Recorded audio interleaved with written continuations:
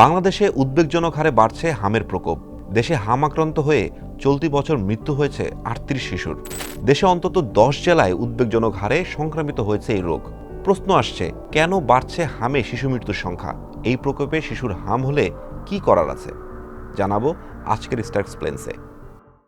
হাম মূলত রুবেলা নামক এক অতি সংক্রামক ভাইরাস দ্বারা সংক্রামিত রোগ।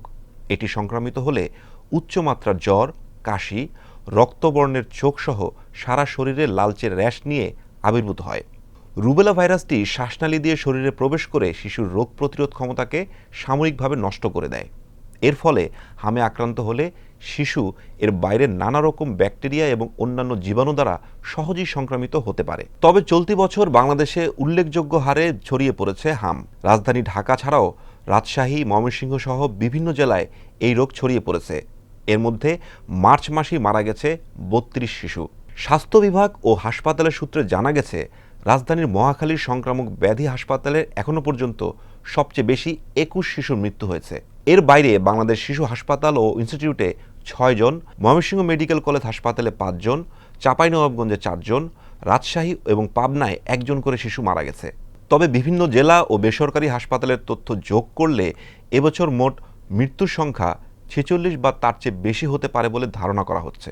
মহাখালীর ১০০ শয্যার সংক্রামক ব্যাধি হাসপাতালে এবছর ৫৬০ জন হামের রোগী এসেছে, যেখানে গত বছরের পুরো সময় ছিল মাত্র ৬৯ জন। হাসপাতালের সুপারিনটেনডেন্ট তানজিলা জাহান জানান, চলতি মাসের ২৯ দিনেই ৪৪৮ জন রোগী ভর্তি হয়েছে। বিশেষজ্ঞ ও স্বাস্থ্য কর্মকর্তারা এই প্রাদুর্ভাবের পেছনে টিকা দিতে না পারাকেই দায়ী করছেন। ঢাকা মেডিকেল কলেজ ও হাসপাতালের শিশু বিভাগের সাবেক বিভাগীয় প্রধান অধ্যাপক ডাক্তার লুৎফুন্নেসা দ্য ডেইলি স্টারকে জানান, হামের সংক্রমণের হার কোভিডের তুলনায় অনেক বেশি। একজন হাম আক্রান্ত ব্যক্তি ১২ থেকে ১৮ জন সুস্থ মানুষকে সংক্রামিত করতে পারে।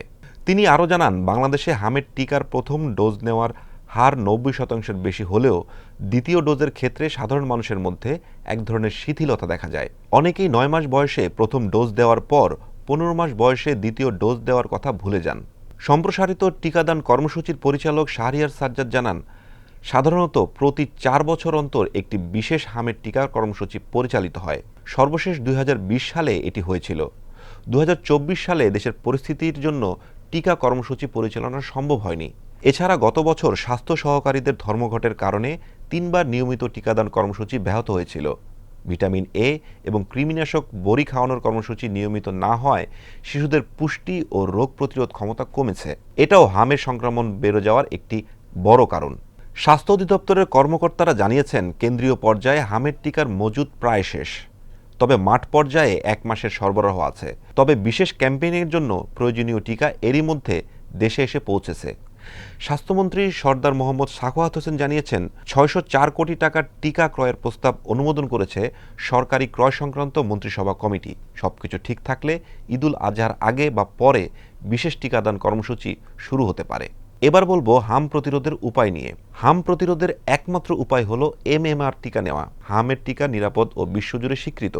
তবে অন্য যে কোনো ওষুধের মতো এরও কিছু সাধারণ ও সাময়িক পার্শ্ব প্রতিক্রিয়া থাকতে পারে। টিকা দেওয়ার ৫ থেকে ১২ দিনের মধ্যে শিশুর হালকা জ্বর আসতে পারে।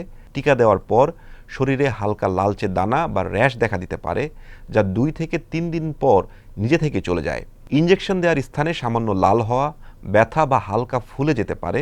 তবে খুব কম শিশুর ক্ষেত্রেই অ্যালার্জিক রিঅ্যাকশন দেখা দিতে পারে। তবে শিশু হাম আক্রান্ত হলে অবশ্যই চিকিৎসকের পরামর্শ নিতে হবে।